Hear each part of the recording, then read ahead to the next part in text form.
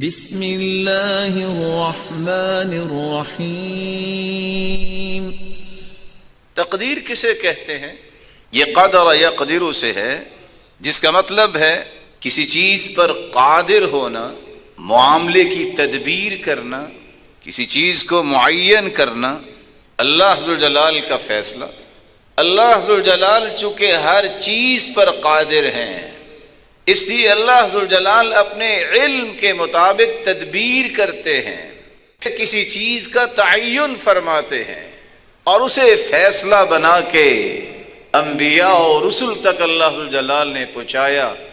جو اللہ ذوالجلال کے علم میں تھا، وہ قادر تھا، اس نے معین کیا اور فیصلہ صادر کیا، ویسے ہی ہوگا جیسے اللہ ذوالجلال نے فیصلہ صادر کیا۔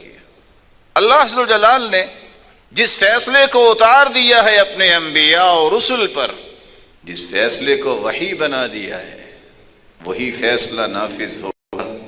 کوئی اچھلتا ہے، کوئی مچلتا ہے، یہ اس کا اپنا شوق و ذوق ہے۔ ایمان یہ کہتا ہے جو اللہ کا فیصلہ ہے اسے تسلیم کیا جائے، اسے مانا جائے اور اس پر رضامندی کا اظہار کیا جائے، اس پر خوشی کا اظہار ہو، اسی کے بارے میں یقین ہو کہ یہ فیصلہ ہی میرے لیے بہتر ہے۔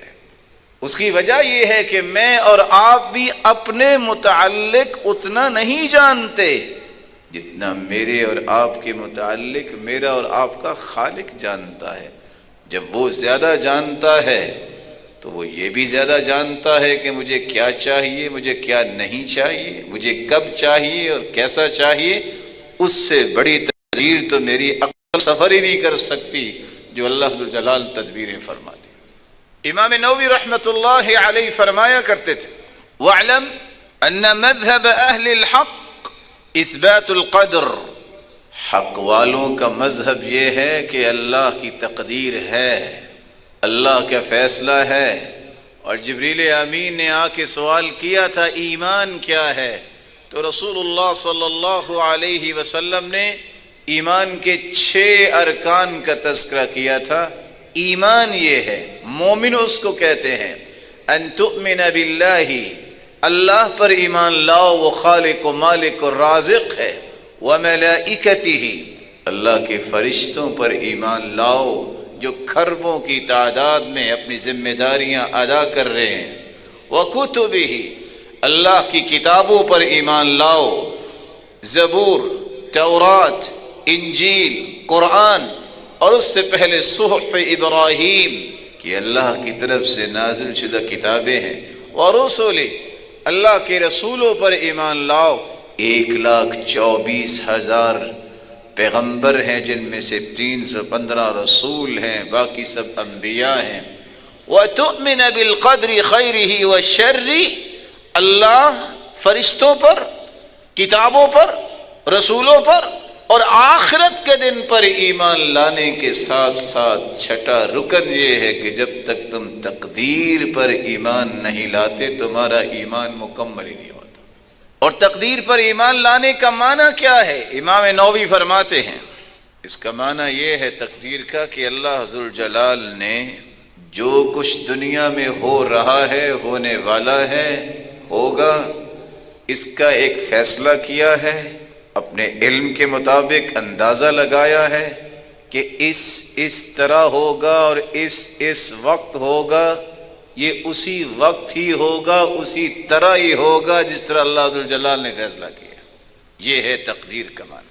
اس لیے عبداللہ ابن مسعود رضی اللہ تعالی عنہ بیان کرتے ہیں، رسول اللہ صلی اللہ علیہ وسلم نے فرمایا، ایمان کی لذت و حلاوت و مٹھاس اس وقت تک کسی انسان کو نصیب ہی نہیں ہوتی جب تک اس کا 3 چیزوں پر ایمان نہیں ہو جاتا۔ وہ کون سی 3 چیزیں ہیں؟ یؤمن بالقدر، تقدیر پر ایمان لائیں، وَيَعْلَمْ أَنَّهُ مَيِّتٌ، یقین کر لے کہ مجھے موت آنی ہے، وَيَعْلَمْ أَنَّهُ مَبْعُوثٌ، یقین کر لے کہ صرف مرنا ہی نہیں، کل قیامت کو اللہ نے اٹھانا بھی ہے اور سامنے کھڑا بھی کرنا ہے۔